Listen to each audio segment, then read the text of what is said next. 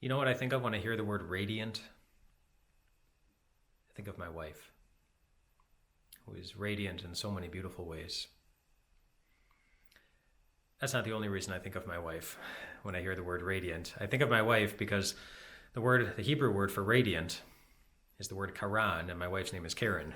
And so it makes sense that I would think about my wife Karen whenever I hear the word radiant, because that's what the Hebrew word for radiant is. It's the word Karan, and that's the word that's used in Exodus chapter 34 to describe how Moses looked, what his face looked like. It was radiant. It was glowing. After he came back down the mountain, after he was done meeting with God, he came back down the mountain and his face was radiant. It looked radiant. So radiant that the Israelites asked him to cover up his face because the light was so blinding. So he did, but his face looked radiant, and I bet he even felt kind of radiant after meeting with God. But today a lot of people aren't feeling that way. And that's always the case. But that's certainly the case now in some very unique and new ways. I read recently that compared to a year ago at this time, the number of people who have called into the National Mental Health Hotline, that's increased by almost 900%. Almost 900%.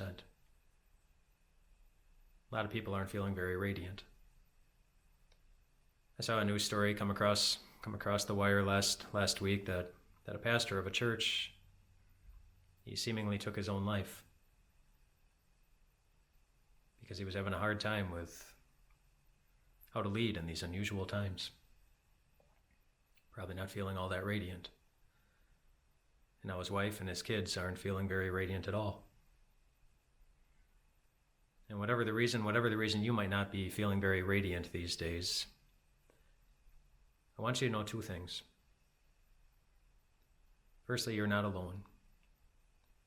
You're not the only one feeling that way. Those feelings aren't unusual to you. They're probably being felt to some degree by the people in your own home or in your own neighborhood or in your own church. You're not alone. And the second thing I want you to know is, well, just to keep in mind how it was that Moses looked and felt so radiant.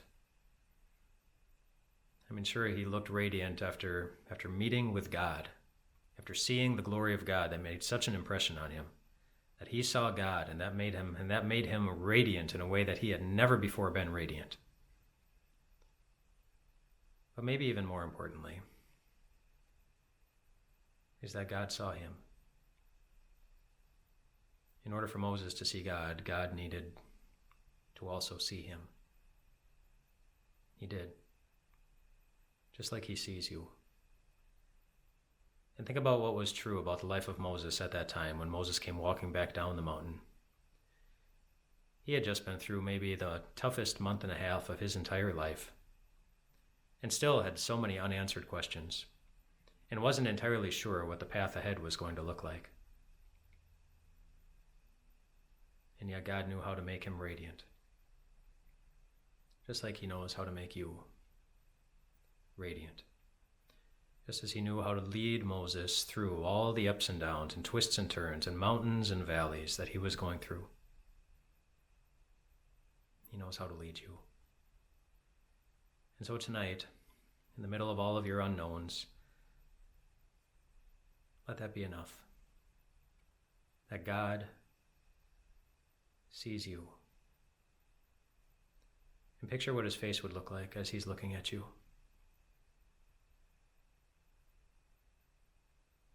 I bet I know what he's doing.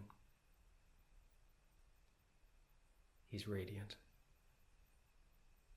He's radiant.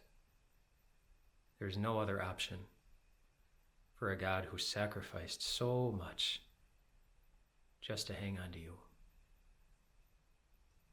Rest well tonight, my friends. God sees you. God sees you.